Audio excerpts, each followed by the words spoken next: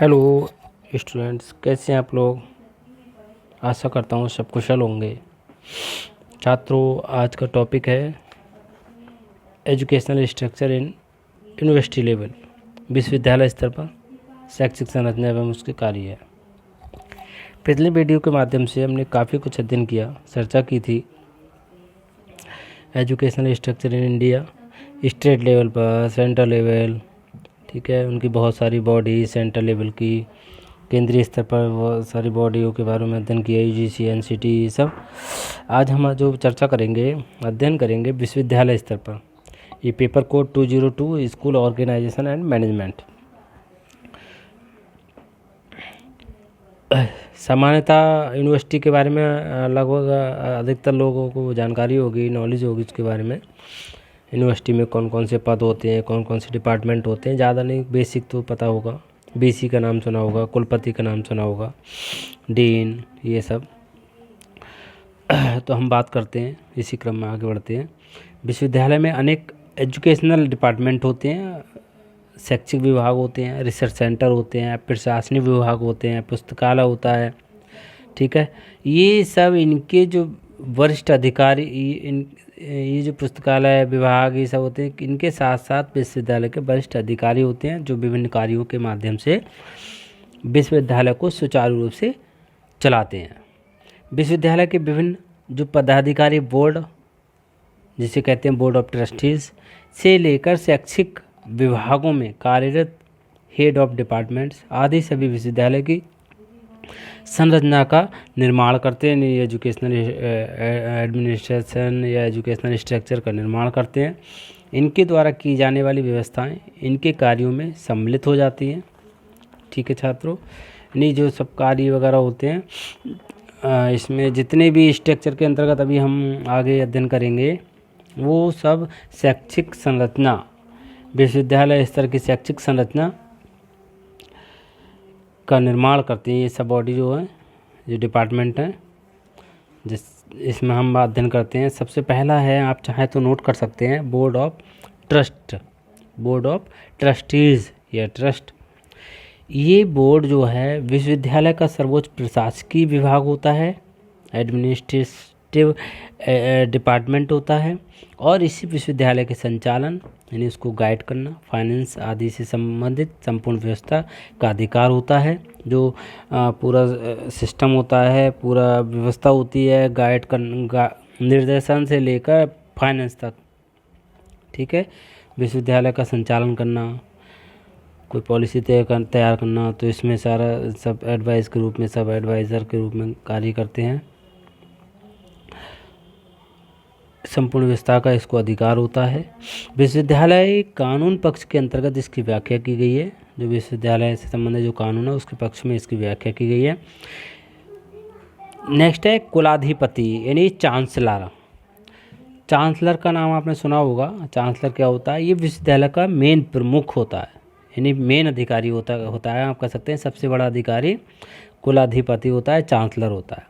वह सभी प्रमुख समारोह की अध्यक्षता करता है, जैसे कन्वोकेशन प्रोग्राम हो गए या कोई अवार्ड प्रोग्राम हो गया।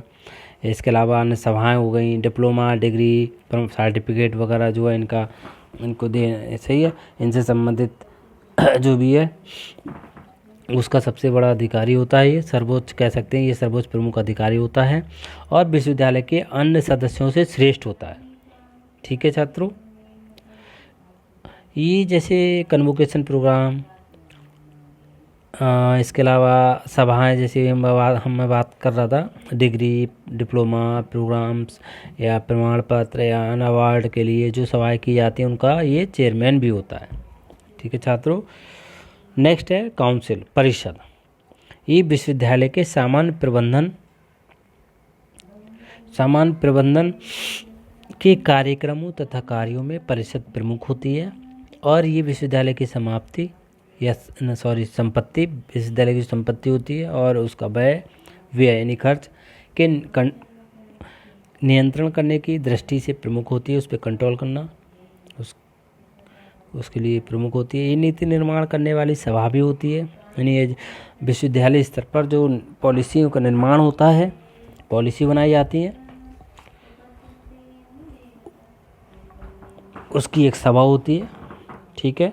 विश्वविद्यालय के नियमानुसार ये विश्वविद्यालय के उद्देश्यों, इसके प्रशासन एवं प्रबंधन, फाइनेंस, संपत्ति की वृद्धि के लिए सभी शक्तियाँ इसके पास होती हैं, सारी पावर्स इसके पास होती हैं। ठीक है। और इन उत्तरदायित्वों को समाप्त करने का भी इसको अधिकार होता है। ठीक है। नेक्स्ट है कुलपति, वाइस चांसलर। कुलपति के बारे में बात करें, एक तो हो गया कुलाधिपति, एक ये हो गया कुलपति। कुलपति ये विश्वविद्यालय का प्रमुख शैक्षिक और प्रशासनिक अधिकारी होता है। ये परिषद द्वारा 5 वर्ष के लिए चुना जाता है। जो काउंसिल की हमने पीछे बात की, इस काउंसिल के द्वारा ये 5 वर्ष के लिए चुना जाता है। उससे पहले चाहे ये रिजाइन दे दे, वो बात अलग है। और इसे 2 साल तक और बढ़ाया जा सकता है। उसका कार्यकाल 2 साल के लिए और बढ़ाया जा सकता है। इसकी जो भूमिका होती है, व्यूह रचनात्मक दिशाएं प्रदान करती है और महाविद्यालय संबंधी नेतृत्व प्रदान करते हैं इन्हीं कॉलेजों के लिए। ठीक है। गाइड करना, वह महाविद्यालय के साथ कार्य करता है और निश्चित करता है कि परिषद के साथ, विभागों के साथ एवं विद्यालयों के सम्मेलन में भाग लेना होता है। इस प्रकार वह निश्चित करता है कि शासन, प्रबंधन और प्रशासन की विश्वविद्यालय में स्थिति प्रभावशाली और योग्य है। इस प्रकार यह सभी कार्यों को संपादन करता है। सभी प्रकार के क्रियाकलापों को सुचारू रूप से संपन्न करने तथा अन्य विभिन्न प्रदत्त कार्यों को पूर्ण करने का दायित्व होता है इस पर। ये सभी कार्य वह कुशलतापूर्वक करके विश्वविद्यालय के विकास में क्या करता है, सहायता करता है। एक होता है नेक्स्ट है प्रो कुलपति, प्रो वाइस चांसलर। ठीक है। कुलाधिपति, कुलपति और प्रो कुलपति, chancellor, vice chancellor, pro vice chancellor. ये क्या होता है? प्रो कुलपति यानी प्रो वाइस चांसलर, ये वाइस चांसलर के निर्देश के अंतर्गत उद्देश्यों और विश्वविद्यालय की योजनागत व्यूह रचना को सफलतापूर्वक संपन्न करने के लिए ये कार्य करता है। ये वाइस चांसलर के कार्यों को संपादन करने में सहायता करता है। ठीक है। इसके अतिरिक्त वह ऐसे कार्यों का भी संपादन करता है जो समय समय पर परिषद और वाइस चांसलर द्वारा अतिरिक्त रूप से प्रदत्त किए जाते हैं। यानी वाइस चांसलर के द्वारा, परिषद के द्वारा, काउंसिल के द्वारा जो कार्य दिए जाते हैं उनको ये करता है। ठीक है। नेक्स्ट है सीनेट। सीनेट एक तरीके से क्या होती है, निर्णय लेने की दृष्टि से एक सर्वोच्च सभा होती है। छात्रों आप चाहें तो पॉइंट टू पॉइंट आप नोट कर सकते हैं, इसको नोट्स बना लीजिए। सीनेट के हम बारे में बात कर रहे थे। ये एक ऐसी सर्वोच्च सभा होती है जो परिषद, काउंसिल की स्वीकृति तथा राष्ट्रीय विश्वविद्यालय आयोग यानी नेशनल यूनिवर्सिटी कमीशन की स्वीकृति के बाद सीनेट को यह अधिकार हो जाता है कि वह नया campus, faculty, department, school, institutions और एवं अन्य शिक्षण तथा शोध इकाइयों की स्थापना कर सकती है। मान्यता वगैरह जो देती है वो ये देती है, इसमें फाइनल होता है। इसका जो चेयरमैन होता है सीनेट का, वो वाइस चांसलर होता है। ठीक है। नेक्स्ट हम बात करते हैं रजिस्ट्रार। रजिस्ट्रार जो होता है एक तरीके से सचिव होता है, शिक्षा सचिव। ये विश्वविद्यालय में मुख्य प्रशासनिक अधिकारी होता है। ये एवं प्रतिदिन के प्रशासनिक कार्यों से संबंधित क्रियाकलापों के वाइस चांसलर के प्रति उत्तरदायित्व होता है। एडमिनिस्ट्रेशन से संबंधित जो भी कार्य होते हैं सब इसके अंतर्गत किए जाते हैं, इसके द्वारा संपादित किए जाते हैं। ठीक है। ये गवर्निंग काउंसिल, सीनेट, परिषद एवं कन्वोकेशन का सचिव होता है। ठीक है। जो कन्वोकेशन प्रोग्राम होते हैं, काउंसिल होती है, सभा होती है या गवर्निंग काउंसिल होती है, उसका ये सचिव होता है। विश्वविद्यालय के सभी कानूनी दस्तावेज की इसका रक्षा करना इसका अधिकार होता है, उसके लिए अधिकृत होता है। इसकी नियुक्ति किसके द्वारा की जाती है? काउंसिल के द्वारा की जाती है। जो हम बात कर रहे थे परिषद के द्वारा इसकी नियुक्ति की जाती है। नेक्स्ट है प्रॉक्टर्स यानी चीफ प्रॉक्टर्स के बारे में तो आपने सुना होगा, नॉलेज होगी आपको। प्रोक्टर्स की सामान्य जिम्मेदारी होती है कि नियमों, रीति रिवाज, सुविधाएं यानी रूल्स रेगुलेशन वगैरह होते हैं, सुविधाएं आदि को देखना और उनके अनुसार कार्य संपादन करना। यह निर्माण निर्णय कमेटी का सदस्य होता है। ठीक है, कंस्ट्रक्शन डिसीजन कमेटी जो होती है उसका सदस्य होता है। वह छात्रों के अनुशासन, विश्वविद्यालय मामलों में शिकायतें और परीक्षाओं के संचालन संबंधी कार्यों की देखभाल भी करता है। ठीक है छात्रों, चीफ प्रोक्टर के बारे में अगर हम बात करें कॉलेज लेवल पर, तो कॉलेज में आप देखते हो अनुशासन, डिसिप्लिन का मुख्य ध्यान रखना, उसको सही है। कोई अनडिसिप्लिन हो रहा है तो उसको डिसिप्लिन, उसको कानून, उसको कार्रवाई करना, उससे संबंधित कार्रवाई करना, ये सब हायर एजुकेशन में ही होते हैं प्रोक्टर्स। ठीक है, आपको जो महाविद्यालय उनमें भी देखने को मिलते हैं, बीए, बीएससी, ग्रेजुएशन वगैरह जिन्होंने कहाँ से किया होगा तो वहाँ प्रोक्टर्स रहते हैं। हालांकि प्राइवेट कॉलेजों में भी रहते हैं, लेकिन उसको ऑन रिकॉर्ड रहता है, लेकिन उसका मेन रोल नहीं दिखाया जाता ज़्यादा। नेक्स्ट हम बात करते हैं पुस्तकालय अध्यक्ष। पुस्तकालय अध्यक्ष के बारे में पता होगा, जो लाइब्रेरी का अध्यक्ष होता है, लाइब्रेरियन होता है, उसको पुस्तकालय अध्यक्ष कहा जाता है। वाइस चांसलर के प्रति उत्तरदायित्व होता है ये, और विश्वविद्यालय में लाइब्रेरी से संबंधित किसी भी मामले में वह उत्तरदायी होता है। ठीक है, एक अधिकारी के रूप में भी कार्य करता है। नेक्स्ट है डीन। डीन दो प्रकार के होते हैं, एक तो स्टूडेंट से संबंधित और दूसरा फैकल्टी से संबंधित। डीन ऑफ स्टूडेंट्स अफेयर्स और डीन ऑफ फैकल्टीज। तो अभी हम जो अध्ययन करेंगे, चर्चा करेंगे, वो dean of student affair. Dean of student affair, इसकी नियुक्ति वाइस चांसलर द्वारा की जाती है। इसका उद्देश्य छात्र कल्याण सेवाओं का विश्वविद्यालय से समन्वय स्थापित करना है। डीन निश्चित करता है कि छात्रों को पूर्व सेवाएं उपलब्ध हों। डीन का ये उत्तरदायित्व होता है कि वह छात्रों और प्रबंधन के मध्य प्रभावशाली संप्रेषण स्थापित करें। एक तरह से डीन जो होता है मीडिएटर होता है स्टूडेंट्स का और मैनेजमेंट का।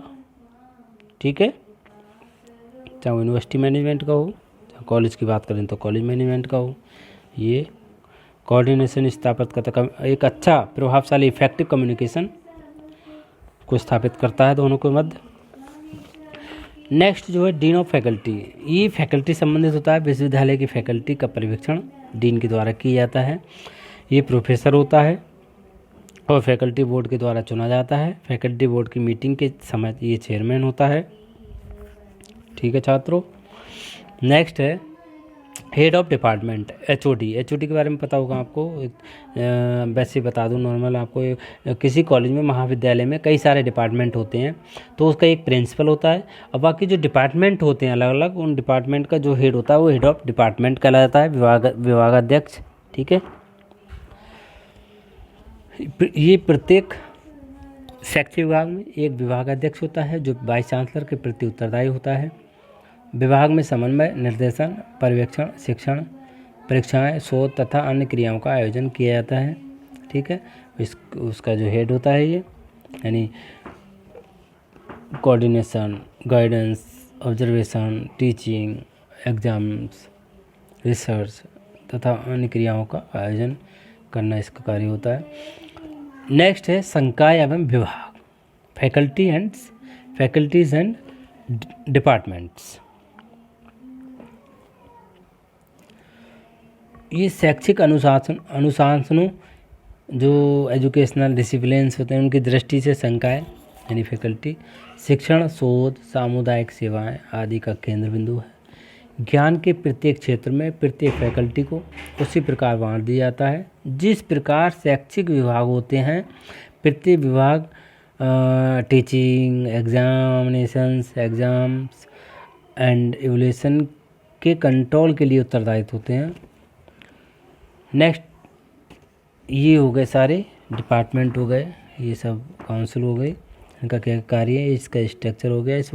इस प्रकार हम कह सकते हैं कि विश्वविद्यालय की जो संगठनात्मक संरचना है और कॉलेज सभी की दृष्टि से गवर्निंग बोर्ड, अध्यक्ष, फैकल्टी, प्रशासनिक विभाग, स्टाफ, छात्र सभी सामूहिक रूप से मिलकर कार्य करते हैं। ठीक ठीक है, यानी इंक्लूडेड स्टूडेंट्स भी होते हैं, स्टूडेंट भी इसका एक हिस्सा है, इसका एक पार्ट है। ये सब मिलकर कार्य करते हैं एवं विश्वविद्यालय को विकास के साथ साथ गति प्रदान करते हैं। प्रत्येक विभाग में पदाधिकारी के अपने अपने प्रदत्त कार्य होते हैं जिन्हें पूर्ण करना उनका उत्तरदायित्व होता है, उनकी जिम्मेदारी होती है। जो उनको कार्य दिया गया है समय से करें, ठीक है, जिम्मेदारी के साथ करें। ये हो गई इसकी संरचना, structure of educational structure of university. ठीक है छात्रों, नेक्स्ट हम बात करते हैं इसके कार्यों के बारे में। अगर हम बात करें विश्वविद्यालय क्या कार्य हैं, सभी जानते होंगे विश्वविद्यालय के कार्य। जो यूनिवर्सिटी ग्रांट कमीशन के बारे में मैंने पिछली वीडियो के माध्यम से काफ़ी कुछ बताया आपको, उसके द्वारा गाइडलाइन जो तैयार करके गाइडलाइन भेजती है, गाइडलाइन देती है या नॉर्म्स तैयार करती है, फिर एजुकेशन पॉलिसी ये कमेटियाँ तैयार करती हैं, या MHRD के द्वारा जो पॉलिसी तैयार होती है उसको संचालित करना, उससे संबंधित कार्य करना, उसको आधार मानकर कार्य करना, इसका मुख्य कार्य होता है। और जो UGC जो ग्रांट देती है उस ग्रांट को वो ग्रांट जो अधिकतर लेक्चर पे खर्च होता है, उसको किस तरीके से खर्च करना है, कैसे डिवाइड करना है, उसको इसकी कार्य यूनिवर्सिटी का होता है। नेक्स्ट कार्य होता है इसका अधिगम में उन्नति करना, यानी लर्निंग में को बढ़ावा देना विश्वविद्यालय कार्य है। विभिन्न प्रकार की सेमिनार्स, कॉन्फ्रेंस, ट्यूटोरियल के माध्यम से अध्ययन को उन्नत करना विश्वविद्यालय का मुख्य कार्य है। इसका कार्य छात्रों में मौलिक विचार उत्पन्न करना, उन्हें गति प्रदान करना, उन्हें भविष्य के लिए तैयार करना, अतः उन्हें आधारभूत सिद्धांतों का ज्ञान और उन्हें व्यवहारिक रूप में परिणत करने हेतु तैयार करना विश्वविद्यालय का मुख्य कर्तव्य है। विश्वविद्यालय का जो समाज के नेतृत्व के लिए सक्षम योग्य व्यक्तियों को तैयार करना इसका मुख्य कार्य है। ठीक है छात्रों, नेक्स्ट हम कह सकते हैं विश्वविद्यालय एक मुख्यतः क्या है, एकेडमिक इंस्टीट्यूट है, एकेडमिक संस्था है, शैक्षिक संस्था है। फिर भी इसके सामाजिक पक्ष को अनदेखा नहीं किया जा सकता। क्योंकि विश्वविद्यालय को इस दृष्टि से शिक्षण कार्य, शोध कार्य, ठीक है, यानी टीचिंग, रिसर्च एवं विस्तार कार्य के माध्यम से नई दिशा प्रदान कर सकता है। ठीक है, एक मुख्य इसका कार्य है कि मात्र परीक्षा कराने वाली ये संस्था नहीं है, अपितु ये उच्च शैक्षिक अध्ययन शोध के केंद्र भी हैं। जो रिसर्च होते हैं वो हायर एजुकेशन में रिसर्च, जो आपने सुना होगा, मैंने कई बार बताया रिसर्च क्या होता है, ये सब ठीक है, अनुसंधान जो होते हैं, शोध कार्य होते हैं, उसको कराने की जिम्मेदारी किसकी होती है, विश्वविद्यालय की होती है, यूनिवर्सिटी की होती है। अतः उच्च अध्ययन एवं शोध कार्य विश्वविद्यालय द्वारा ही संपन्न कराए जाते हैं। अतः इस प्रकार हम कह सकते हैं कि इससे संबंधित कार्य शिक्षक, छात्र, समाज आदि सभी की उन्नति की दृष्टि से निर्धारित किए गए हैं। विश्वविद्यालय में शिक्षण का महत्वपूर्ण स्थान है। ये पाठ्यक्रम, शिक्षण विधियाँ और मूल्यांकन सभी कार्य संपन्न करता है और विश्वविद्यालय के माध्यम से ही क्रियाशीलता का विकास, आगामी ज्ञान और शोध कार्य एक हाथ से दूसरे हाथ तक पहुंचता है। अर्थात विभिन्न शोध कार्य विज्ञान एवं तकनीकी का विकास के साथ साथ नेतृत्व प्रदान करने का कार्य संपादित करता है। ठीक है छात्रों, ये हो गया विश्वविद्यालय स्तर के सामान्य कार्य, विश्वविद्यालय स्तर पर संरचना एवं कार्य। Thank you.